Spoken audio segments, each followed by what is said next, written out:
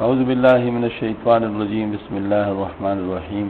تیسری بات بھی حضرت نے ہی مختلف اوقات میں کی ہے، لیکن جب آئے گا تو آئے گا، لیکن میں اس کے ضمن میں کر لیتا ہوں۔ تیسری بات یہ ہے اعتقاد، یہ اعتقاد کہ میرا شیخ میرے لیے سب سے زیادہ مفید ہے۔ بے شک کوئی بہت بڑا شیخ کیوں نہ ہو دوسرا، آپ اس کی بڑائی سے انکار نہ کریں، کیونکہ وہ اللہ کی دین ہے، اس کی بڑائی سے انکار نہ کرے، لیکن کہ میرے لیے میرا شیخ سب سے بڑا ہے، یہی سب سے بڑی چیز ہے۔ ایک دفعہ حضرت محمد بابا جی رحمۃ اللہ علیہ بہت بڑی نسبت والے تھے، تقریباً 140 سال کی عمر میں فوت ہوئے۔ پہاڑ میں رہتے تھے، بہت اونچی نسبت تھی، سادات میں سے تھے، اور قادری سلسلہ نقشبندی سلسلے کے بہت بڑے شیخ تھے۔ ان کی خدمت میں ہم گئے۔ اب ظاہر ہے ان کے جو احوال تھے، حالات تھے، متاثر ہونا تو ضروری تھا۔ متاثر ہو گیا نا، میں بھی متاثر ہو گیا کہ بھئی اتنا بڑا عمر کا اور پتہ نہیں کتنے بزرگوں سے ملا ہے، اور کیا کیا کیا ہوا ہے، اور پہاڑ میں ابھی تک رہتا ہے، اور اللہ پاک نے ان کو کیا کیا کچھ دیا ہوا ہے، یہ مطلب ذہن کا اثر تو ہونا تھا نا، ہو گیا۔ اب بچانے والا بھی تو ہے نا، اللہ بچاتا ہے، لیکن انسان اگر بچنا چاہے تو اللہ بچاتا ہے۔ حضرت کے مجلس میں بیٹھا ہوں، مجھے کشف نہیں ہوتا، یقین جانیے، میں آپ کو لکھ کے دے سکتا ہوں، مجھے کشف نہیں ہوتا۔ بالوں کی غلط فہمی ہو، بتاتے ہیں کہ ان کو کشف مجھے نہیں ہوتا، کیوں؟ کشف کوئی مقصود چیز ہے نہیں، اس کے لیے نہ رویا جائے نہ اس کے لیے بولا جائے، ٹھیک ہے؟ جس کو دیتے تو ویسے ہی دے دیتے، بغیر بولنے کے، بغیر رونے کے دیتا ہے، جس کو نہیں دیتا اس کو رونے کے ساتھ، بولنے کے ساتھ بھی نہیں دیتا، ٹھیک ہے نا؟ تو یہ کوئی ایسی چیز نہیں جس کے بارے میں فکر کی جائے، تو مجھے کشف نہیں ہوتا۔ لیکن اس وقت مجھے جو محسوس ہوا وہ صرف محسوسات کے دائرے کی بات ہے، میں اس کو کشف بھی نہیں کہہ سکتا، میں اس کو صرف محسوسات کہہ سکتا ہوں۔ محسوس یہ ہو گیا کہ جیسے میرے ارد گرد پورا ایک دائرہ ہے اپنے شیخ کا، مولانا اشرف صاحب رحمۃ اللہ علیہ کا، جس سے میں نکل نہیں سکتا۔ یہ میں محسوسات ہی کہوں گا نا، اس کے بارے میں مجھے کیا پتا ہے کہ کیا چیز تھی، اللہ کو پتا، اللہ کو علم، تو میں اسے نہیں نکل سکتا۔ اس وجہ سے میری طبیعت پہ زبردست قسم کا انقباض طاری ہو گیا، جس کو تسلیم الحق صاحب رحمۃ اللہ علیہ نے بھی محسوس کر لیا۔ تو بعد میں مجھ سے پوچھا، آپ کی طبیعت پہ میں انقباض دیکھ رہا تھا، کیا وجہ تھی؟ میں نے کہا اگر بس کوئی بات تھی، میں نے اس کو نہیں بتایا، کہ ان کا تو شیخ تھا نا، محمد بابا جی ان کے شیخ تھے، میں نے کہا ان کو ذرا بات مطلب ایسا محسوس نہ ہو، لہٰذا میں نے ان کو یہ بات نہیں بتائی، میں نے کہا بس ایسی کوئی بات تھی۔ خیر، رات کو میں نے خواب دیکھا کہ ہمارے شیخ مولانا اشرف صاحب بہت زیادہ عمر گئے، بہت زیادہ عمر گئے۔ یہ اللہ کی طرف سے علاج آ گیا۔ یہ علاج تھا کہ چونکہ میں ان کی عمر سے متاثر تھا، تو اللہ پاک نے مجھے دکھا دیا کہ تو اس کو نہ دیکھ، تیرے لیے تیرے شیخ بہت اونچی عمر کا ہے، تجھے سب کچھ یہاں سے ملے گا، تجھے سب کچھ یہاں سے ملے گا، تو کیوں؟ دینے والا تو خدا ہے نا بھئی، ایک کھڑکی یہ بھی کھڑکی ہے، وہ بھی کھڑکی ہے، اس کھڑکی سے دینے والا بھی خدا، اس کھڑکی سے دینے والے بھی خدا۔ تمہیں کسی بھی کھڑکی کے سامنے کھڑا کیا جائے، بس تم اس کھڑکی کے سامنے کھڑا ہو جاؤ نا، تمہارا کام تو کھڑا ہونا ہے، اس کے بعد وہ دینے والا تو خدا ہے نا۔ اب ادھر کا آدمی جو بیٹھا وہ بھی خدا نے بیٹھا ہے، اس کے بعد اس آدمی کو بھی خدا نے بیٹھا ہے، دینے والا تو خدا ہے، تو مانگنا تو خدا سے ہے نا، چاہے وہ کسی بھی ذریعے سے آپ کو دلوا دے، لیکن مانگنا تو خدا سے ہے نا۔ تو یہ بات سمجھ میں آ گئی نا؟ تو یہ بات ہے کہ جب لوگ اس قسم کی بات کرتے، او فلاں شیخ، آپ حضرات جانتے ہوں گے حدیث شریف کے جو رجال کا جو فن ہے، اس میں ایک اصطلاح ہوتی ہے، اور وہ اصطلاح ہوتی ہے مدلس کی، تدلیس۔ ہاں، وہ اصطلاح یہ کہلاتی ہے کہ کوئی اپنے استاد پر شرمائے، اس کا نام نہ لے، اور اس کے استاد یا اس سے بڑے کا نام لے کہ میں نے اس سے سنا ہے۔ اگر یہ کسی پہ ثابت ہو جائے تو اس کو حدیث کے فن میں کہتے ہیں یہ مدلس ہے، اس کی حدیث کمزور ہو جاتی ہے، کیونکہ اس کو اپنے شیخ کا نام ظاہر کرنے پہ شرم آ رہا ہے، یہ کمزوری ہے۔ میں آپ کو حدیث کے فن کی دلیل دی ہے جو ظاہر سے تعلق رکھتی ہے، ٹھیک ہے نا؟ تو اس میں جو نا، تو اس کا مطلب جو اپنے شیخ پہ شرمائے کہ میرا شیخ چھوٹا ہے، اور دوسرے کا جو نا، تو وہ مدلس ہے طریقت میں، اس کا کچھ بھی نہیں ہوگا، وہ مدلس ہے، اس کو کچھ بھی نہیں ملے گا، کیونکہ ملتا ہر ایک کو اس اعتقاد کے مطابق ہے۔ کہ اس کا اعتقاد اس کے ساتھ کیا ہے. جس کا اعتقاد جس درجے کا ہوگا اس درجے کا اس کو ملے گا. لہذا کہتے ہیں ہمارے اکابر نے لکھا ہے کہ اپنے شیخ کو تمام مشائخ سے اپنے لیے زیادہ مفید سمجھو، آپ کو اسی کے مطابق ملے گا. آپ نے ان کے ساتھ جو اعتقاد منسوخ کیا ہے وہی اسی اعتقاد کے مطابق، کیونکہ دینے والا خدا ہے. آپ کا اعتقاد یہ ٹیپ کو کھولنے کی بات ہے.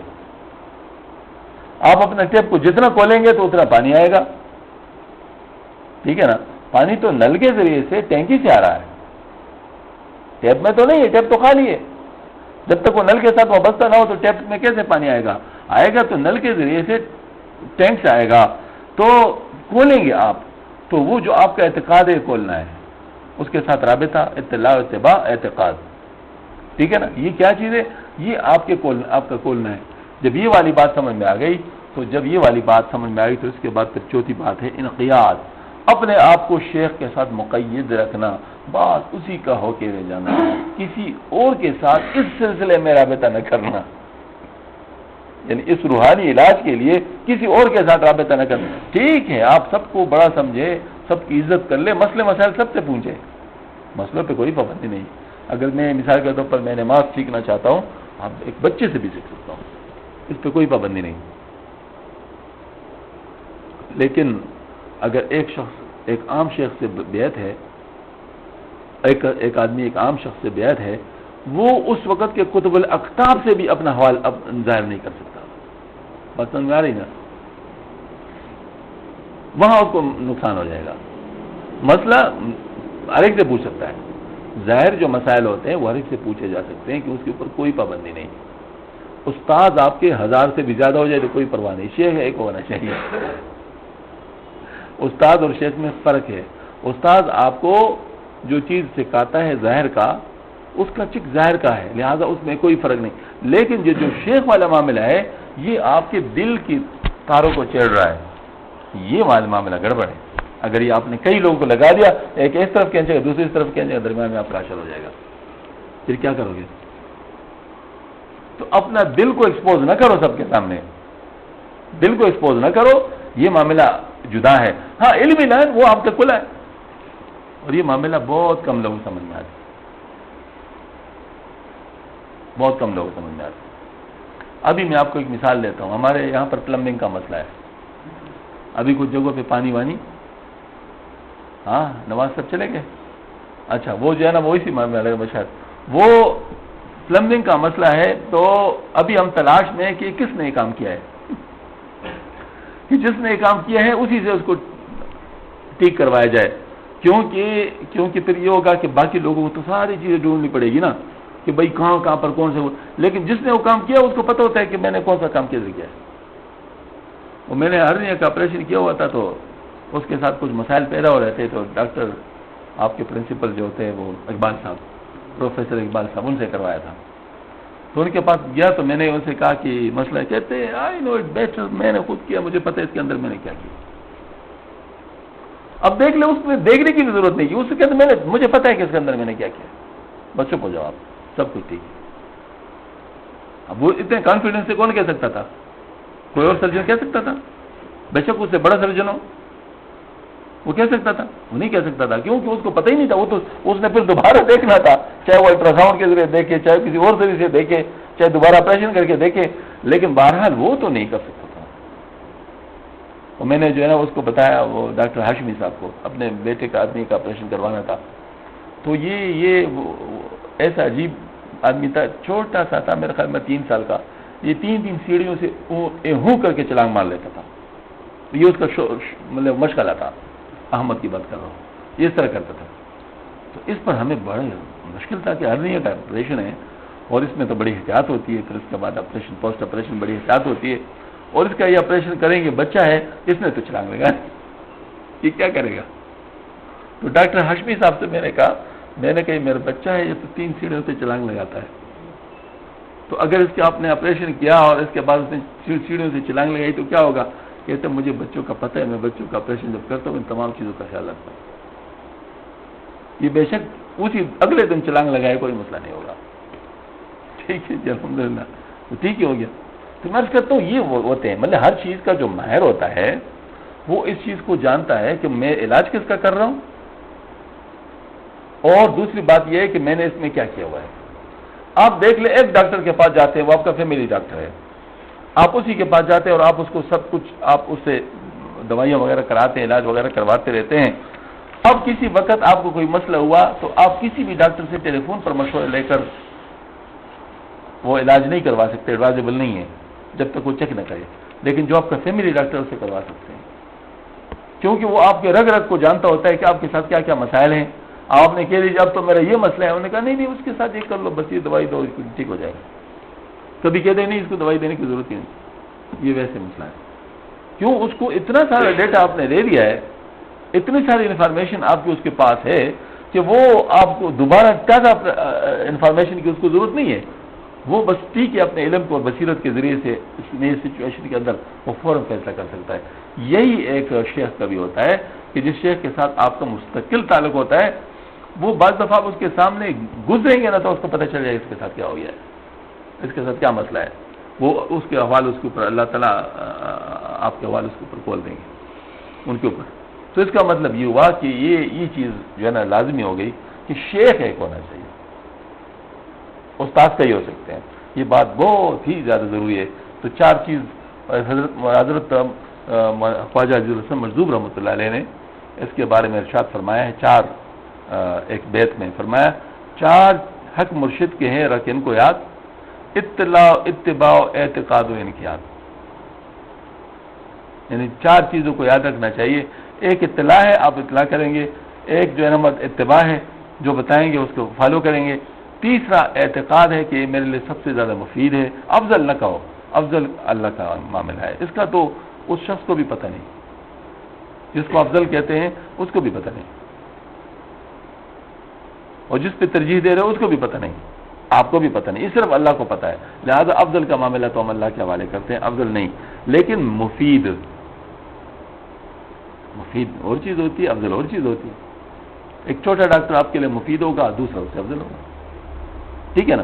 تو افضل جو ہے نا نہ کہیں، آپ جو ہے نا مطلب مفید کے لیں، سب سے زیادہ مفید آپ کے لیے وہی ہے، اور جب وہ مفید ہے تو اب اسی کے ساتھ لگے رہنا ہے، اسی کے ساتھ، بس اسی کے ذریعے سے اللہ پاک آپ کی مدد کرے گا۔ اللہ جل شانہ سب کال پر رحم فرمائے۔ اگر کوئی سوال جواب ہو تو کر لے، پھر اس کے بعد انشاءاللہ دعا کر لیتے ہیں۔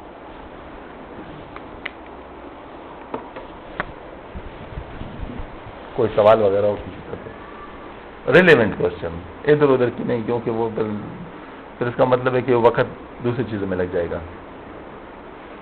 اس سے متعلق کا کوئی سوال ہو۔ میری بات سمجھ آ گئی؟ وہ تینوں چیزیں سمجھ میں آ گئی، تین جو کلیات تھے وہ سمجھ میں آ گئی بات؟ کوئی سوال ہے؟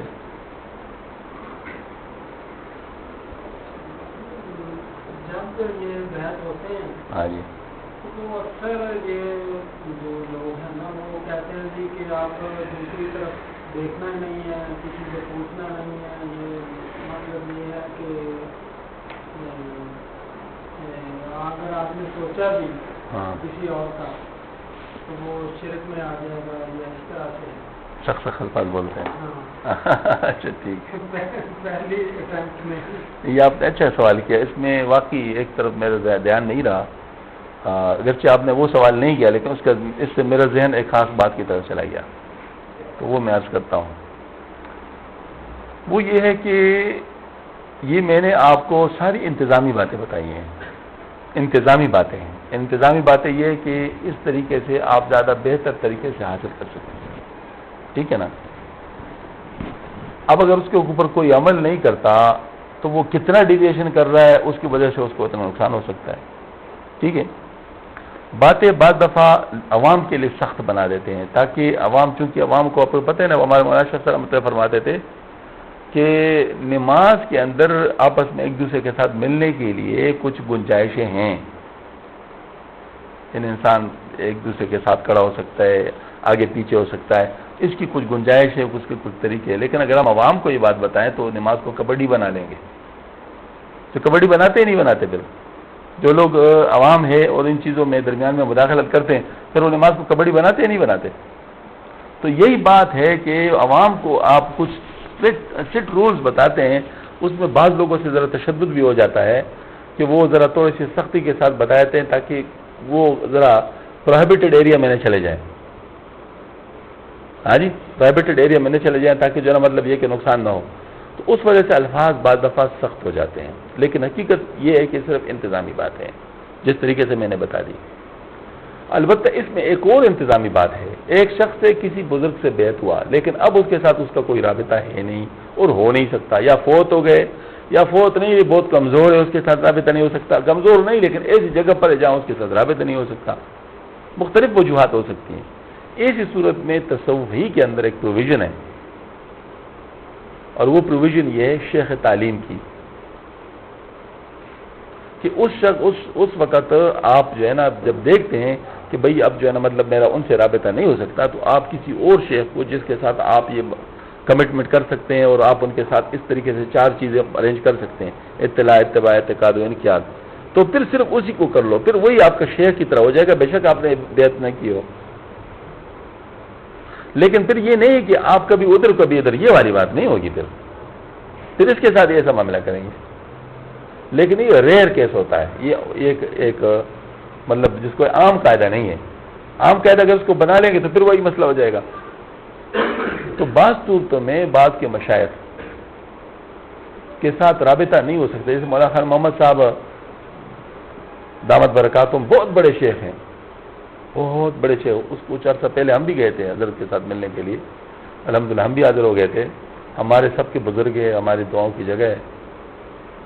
لیکن حضرت آج کل اس دور میں ہے کہ وہ تربیت والی بات جو ہے نا وہ اس کے لیے رابطہ رکھنا حضرت کے ساتھ بڑا مشکل، کیونکہ بہت معذور ہے، بہت زیادہ عمر کے لحاظ سے، لہٰذا ان کی تمام چیزیں جو ہے نا وہ موقوف ہیں اور ان کے ساتھ رابطہ رکھنا بڑا مشکل. اس وجہ سے بہت سارے جو حضرت سے بیعت شدہ حضرات تھے ان کا میرے ساتھ رابطہ ہے.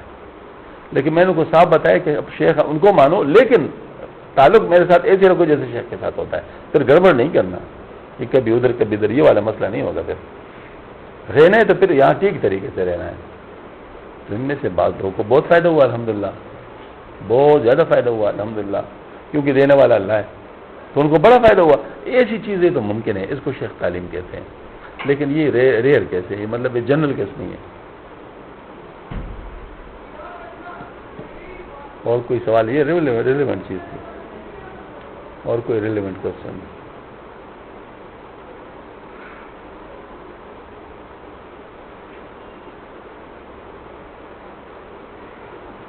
سوال جو لوگ نہیں کرتے دو وجوہات سے نہیں کرتے، یا ساری بات سمجھ میں آ چکی ہوتی ہے یا بالکل سمجھ نہیں آ چکی ہوتی ہے. کون سی بات صحیح ہے؟ ساری بات سمجھ آ گئی اس لیے سوال نہیں آ رہے، یا بالکل میری بات سمجھ نہیں آ رہی؟ اگر بالکل سمجھ نہیں آ تو وہ بتایا تھا کہ میں کسی اور طریقے سے بتا دوں.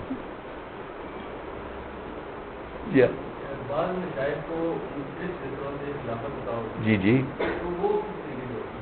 ہاں، یہ اصل میں حضرت یہ بھی عملی سوال ہے. دیکھیے جو طریقت ہے نا، یہ یوں سمجھ لیجئے کہ سیٹ آف رولز پروسیجر ہے. جیسے ہومیوپیتھی ہے، حکمت ہے، ایلوپیتھی ہے، اکوپنکچر ہے، یہ مختلف ڈاکٹری کے لائن کے طریقے ہیں. اب ایک آدمی بیک وقت حکیم بھی ہے اور ایلوپیتھی کا بھی ماہر ہو سکتا ہے نہیں ہو سکتا؟ ہو سکتا ہے نا.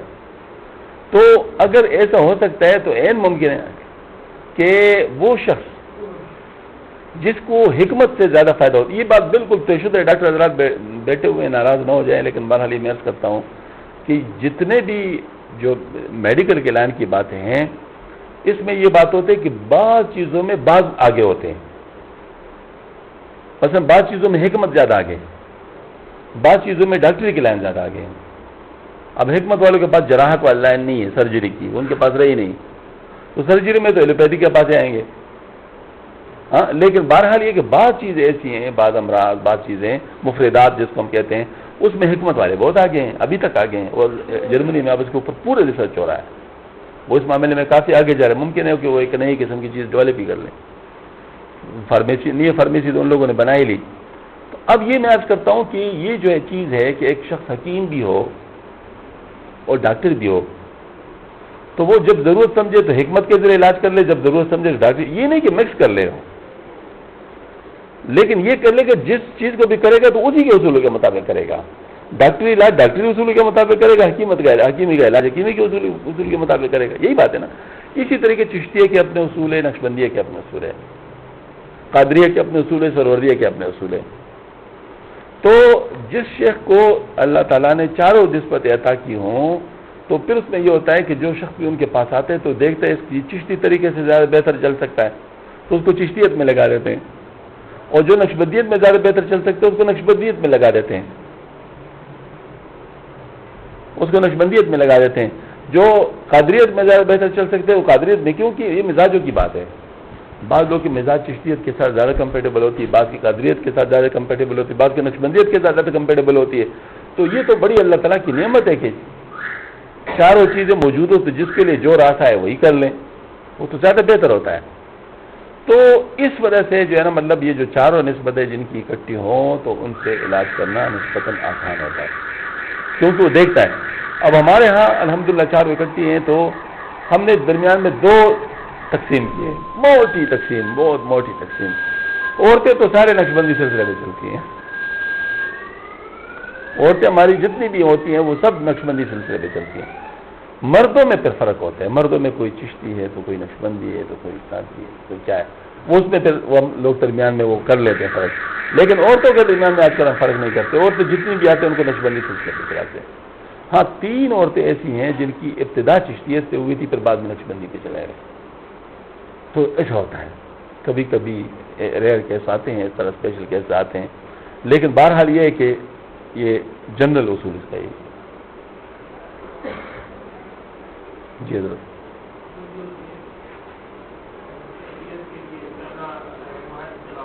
ہاں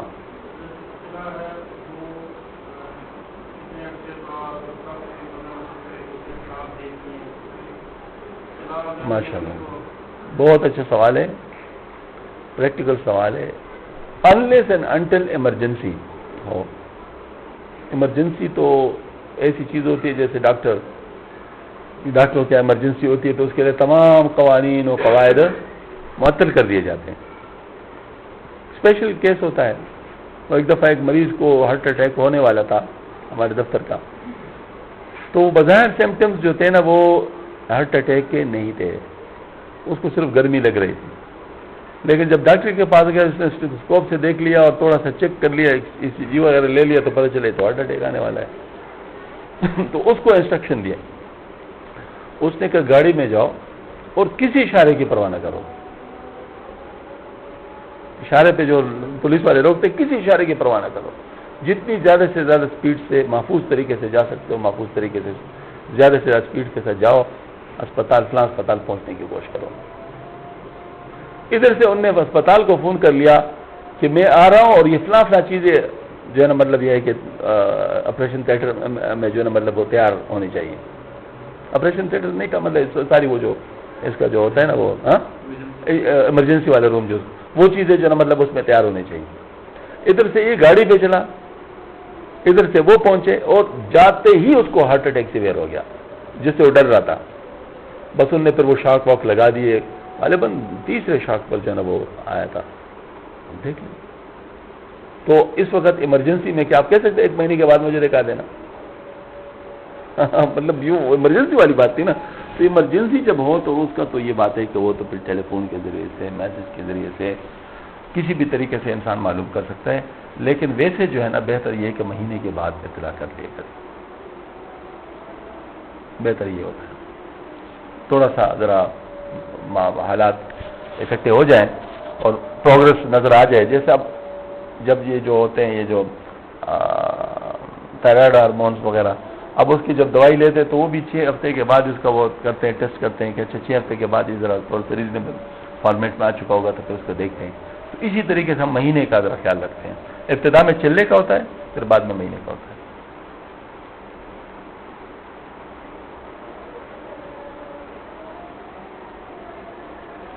یہ بھی مسئلہ ہے کہ جب اجتماعی بات ہو رہی ہو متعدی بات، اس وقت اذان کا جواب اس کے لیے موقوف کیا جا سکتا ہے.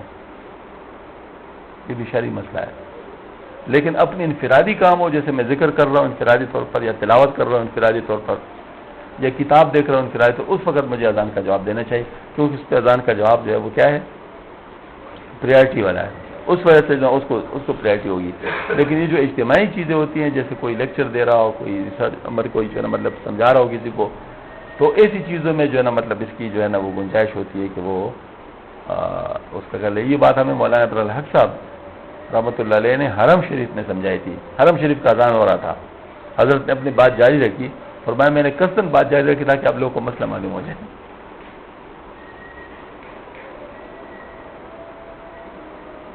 یہ باتیں میں کیوں کرتا ہوں، یہ بھی ایک بات ہوتی ہے، شیطان ہمارے پیچھے لگا ہوتا ہے، جن کے ساتھ اصلاح کا تعلق ہوتا ہے ان کی معمولی باتیں شیطان بہت بڑا چڑھا کر پیش کرتی ہیں، لیکن یہ وجہ ہے، لیکن یہ اس نے تو یہ کیا، اس نے تو یہ کیا۔ عوام متاثر بھی چھوٹی چھوٹی چیزوں سے ہوتے ہیں اور بد اعتقاد بھی چھوٹی چھوٹی چیزوں سے ہوتے ہیں۔ ان کا معاملہ اس طرح ہی ہوتا ہے، بس پل میں ایک اور پل میں دوسرا، یہ والا مسئلہ ہوتا ہے۔ تو شیطان کے راستے کو روکا جاتا ہے۔ تو اگر یہ مسئلہ میں آپ کو نہ بتا تو بعض لوگ کے ذہنوں میں آ سکتا کہ ہمارے اذان ہو رہی ہے، اذان کا جواب نہیں دے رہے۔ یہ کیسی بات ہے؟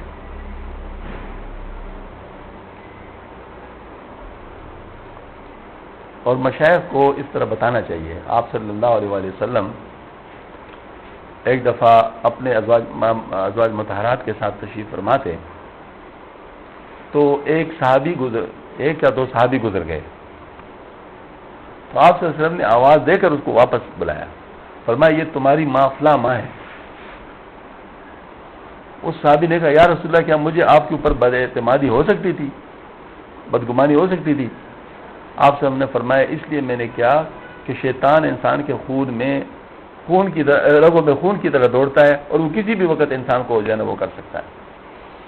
تو اس سے پتہ چلا کہ مشائخ کو بھی اس چیز کی حفاظت کرنی چاہیے کہ اگر کسی کو غلط فہمی ہو سکتی ہو اور اس کو دور کیا جا سکتا ہو، اس کو وقت پہ دور کر لے تاکہ جو ہے نا مطلب وہ ان کو نقصان نہ ہو، کیونکہ بنیادی کام تو نقصان سے بچانا اور فائدہ پہنچانا ہے نا۔ تو اگر کسی وجہ سے نقصان ہو رہا تو اس کو کیوں نہ دور کیا جائے؟ اتنا مستغنی بھی تو نہیں ہونا چاہیے نا۔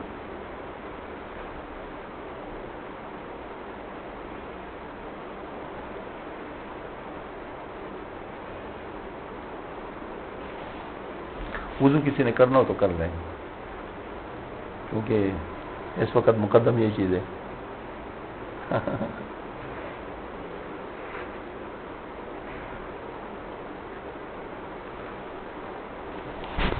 کیا حال ہے؟ خیریت ہے؟ ٹھیک ٹھاک؟ ذوالفقار صاحب کیسے ہیں آپ؟ خیریت سے؟ جی ٹھیک ہے، آئیے آگے آ جائیں، آگے آ جائیں۔ اب تو آپ لوگوں کے ساتھ میں ٹائم لگا سکتا ہوں، تو وہ چلتا ہوا بیان تھا نا، تو بیان میں ذرا پھر ڈسٹربنس نہیں ہو سکتا۔ السلام علیکم، خیریت ہے؟ ٹھیک ہے، کیا خیریت ہے؟ ٹھیک ٹھاک؟ طبیعت کیسی ہے؟ کب آئے آپ؟ اچھا دوپہر کو آئے، وہی سیالکوٹ؟ اچھا مری میں آپ؟ چلو ٹھیک، اچھے موسم میں آئے مری میں، اچھے میں یا برے موسم میں؟ نہیں فیصلہ ان سے کریں، یہ مری میں رہے، بڑا اچھا ٹائم ہے۔ نہیں آپ میری بات نہیں سمجھے۔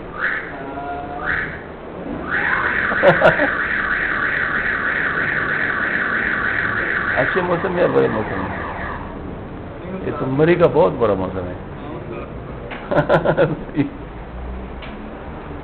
اللہ تعالیٰ حفاظت فرمائے، اللہ کے حفاظت فرمائے، صحیح بات وہ اللہ حفاظت فرمائے۔ یہ تو مری جو ہے، بلکہ میں کہتا ہوں کہ جتنے بھی پرفضا مقامات ہیں اگر وہ شہروں کے نزدیک ہے وہ خطرے میں ہوتے ہیں۔ ہم گئے تھے شانگلہ، تو بہت خوبصورت جگہ ہے، جو ہمارے نور اللہ صاحب کے گاؤں کی جگہ ہے، بہت خوبصورت، وادیاں ہی وادیاں، اور چشمے، ہر طرف سے چشمے آ رہے ہیں، اور پتہ نہیں گرینری اور کیا کیا چیزیں۔ اللہ جل شانہ نے بڑا عجیب حسن دیا اس علاقے کو۔ میں نے ان سے کہا، میں نے کہا تم بڑے خوش نصیب ہو۔ میں نے کہا اچھا ہو کہ تم لاہور یا پنڈی کے قریب میں ہو، اسلام آباد کے، ورنہ ساری چیزیں جو ہے نا وہ بدماشی کی نظر ہو جاتی ہے جگہ۔ بس تم بچے ہوئے ہو، اللہ تعالیٰ کی قدرتوں سے اندوز بھی ہوتے ہو، اور آپ کو خطرہ بھی نہیں ہے۔ اور مری ایوبیہ اور یہ مقامات بیچارے ان کے جو مکین ہیں کیا کر سکتے، ہر وقت خطرے میں۔ ہاں یہ انسان جو ہے نا بڑا ناشکر ہے. ان الانسان لربہ لکنود، بہت ناشکر ہے. جب اللہ تعالیٰ اس کو کوئی چیز کھول کے دیتا ہے تو یہ بجائے اس کے کہ اللہ پاک کا شکر گزار ہو جائے، ناشکری پہ اتراتا ہے اور چن چن کے اللہ پاک کی نافرمانی کرتا ہے. پھر جب کبھی تھوڑی سی باغ کینچی جاتی ہے نا تو اس وقت کہتے ہیں یہ کیا ہوا، حالانکہ اس کے لیے وہی چیز مفید ہوتی ہے.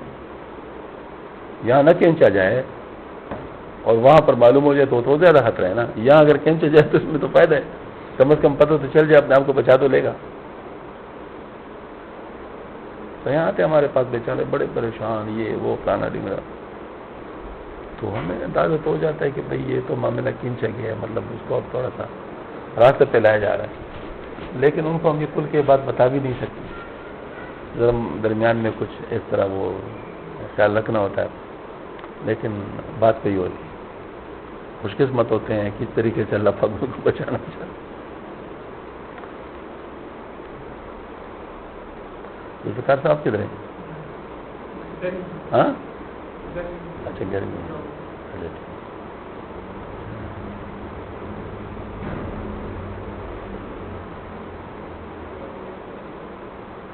آپ خیریت سے؟ طبیعت ٹھیک ہے؟ اللہ کا شکر ہے.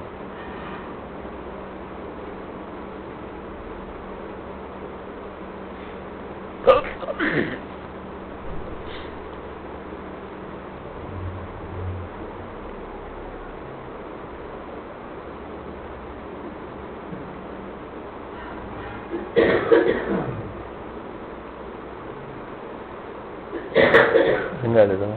خیریت ہے؟ وہ نہیں جگہ ٹھیک ہے، بہتر ہے. چلو ٹھیک.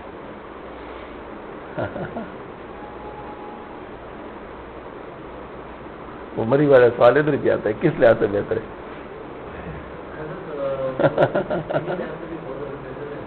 اچھا ہاں جی. اچھا ماشاء اللہ.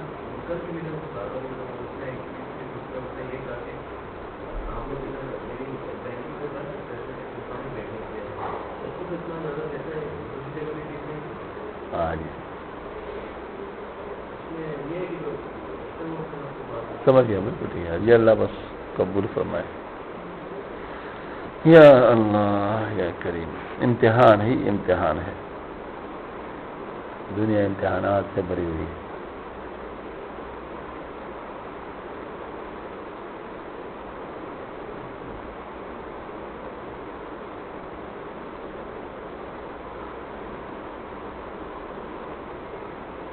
عجیب بات ہے، کمال ہے، بالکل ریورس والا معاملہ ہے. جو دنیا کے پرچے ہوتے ہیں اس کے کنٹینٹس کا پتہ نہیں ہوتا کہ کیا سوال پوچھا جائے گا. ہاں اور یہ بات ہے کہ ٹائم مقرر ہوتا ہے، آپ نے فلاں تاریخ کو دینا ہے، اتنے ٹائم کا جو ہے نا پیپر ہوگا اور پتہ نہیں کہ سوال کون سا ہے نا. یہ بات یہاں پر معاملہ الٹ ہے، پیپر آؤٹ ہے، پہلے سے پتہ ہے کہ کون سی چیزیں پوچھی جائیں گی، کن چیزوں کو دیکھا جائے گا یہ پہلے سے پتہ ہے. موٹے موٹے سوال ہیں ہاں مر رب کا دینوں کا اور ان کے بارے میں آپ کیا کہتے ہیں، آپ سے کے بارے میں پوچھا جائے. موٹی موٹی بات ہے، لیکن نہ ٹائم اسپیسیفائڈ ہے کب اور نہ کتنا، یہ پتہ نہیں. کتنے عرصے کی مہلت ہے، کب پوچھا جائے یہ معلوم نہیں. اما یہ پیپر آؤٹ ہے.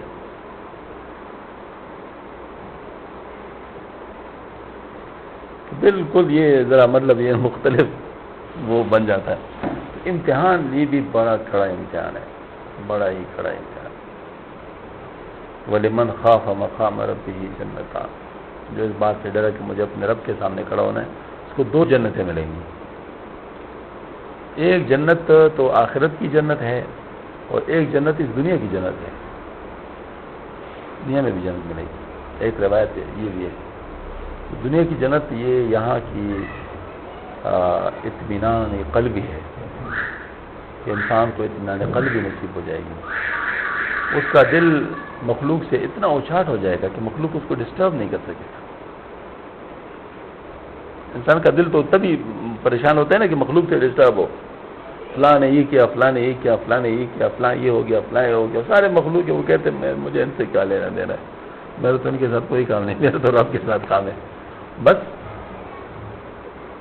وہ ڈسٹرب ہی نہیں ہوتا، اور جو ڈسٹرب ہوتے ہیں ان پہ پریشان ہوتا ہے یہ بیچارے دیکھتے نا ان چیزوں کے پیچھے لگے ہوئے، ان چیزوں کے پیچھے لگے ہوئے، یہ کتنا بڑا اطمینان ہے، اللہ تعالیٰ جس کو بھی نصیب فرمائے۔ چلتے ہیں میرے خیال میں اس نماز کے سبحانک اللہم اشہد ان لا الہ الا انت استغفرک و اتوب الیک۔